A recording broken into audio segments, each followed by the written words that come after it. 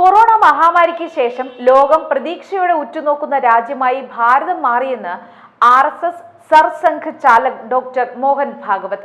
സന്തോഷത്തിലേക്കും സമാധാനത്തിലേക്കും വഴി തുറക്കുന്ന റോഡ് മാപ്പാണ് ഭാരതത്തിനുള്ളതെന്ന് മറ്റു രാജ്യങ്ങൾ മനസ്സിലാക്കിയെന്നും ഡോക്ടർ മോഹൻ ഭാഗവത് പറഞ്ഞു. വികാസ് ഭാരതി സംഘടിപ്പിച്ച ഗ്രാമപ്രദേശങ്ങളിലെ തൊഴിലാളികളുടെ യോഗത്തെ അഭിസംബോധന ചെയ്യുകയായിരുന്നു അദ്ദേഹം. മനുഷ്യരാശിയുടെ ക്ഷേമത്തിന് സനാതനധർമ്മം ആവശ്യമാണ്. കഴിഞ്ഞ 2000 വർഷങ്ങളിൽ വിവിധ പരീക്ഷണങ്ങളാണ് നടത്തിയത്. എന്നാൽ സമാധാനവും സന്തോഷവും നൽകുന്ന ഭാരതത്തിന്റെ പാരമ്പര്യത്തിലൂന്നിയ ചികിത്സാ രീതികൾക്ക് മുൻപിൽ അവ പരാജയപ്പെടുകയായിരുന്നു.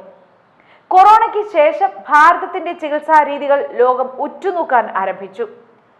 സനാതനധർമ്മം രാജകൊട്ടാരങ്ങളിൽ നിന്ന് കൊണ്ടുവന്നതല്ല, വനങ്ങളിലും ആശ്രമങ്ങളിലും നിന്നുണ്ടായതാണ്.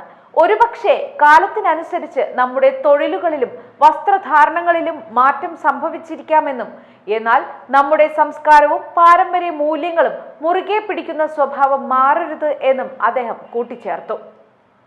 പിന്നോക്ക വിഭാഗങ്ങളുടെയും വനവാസി വിഭാഗങ്ങളുടെയും ഉന്നമനത്തിനായി ഓരോരുത്തരും പ്രവർത്തിക്കണമെന്നും അദ്ദേഹം ആവശ്യപ്പെട്ടു.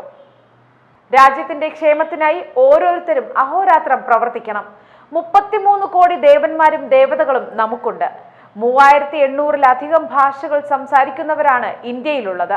വ്യത്യസ്ത ദൈവങ്ങളെ വ്യത്യസ്ത രീതിയിൽ ആരാധിക്കുന്നവരാണ് ഭാരതീയർ എങ്കിലും നമ്മുടെ മനസ്സ് ഒന്നാണെന്നും ഇതുപോലെ ഒത്തൊരുമ മറ്റൊരു രാജ്യത്തും കാണാൻ സാധിക്കില്ല എന്നും ഡോക്ടർ മോഹൻ ഭാഗവത് പറഞ്ഞു.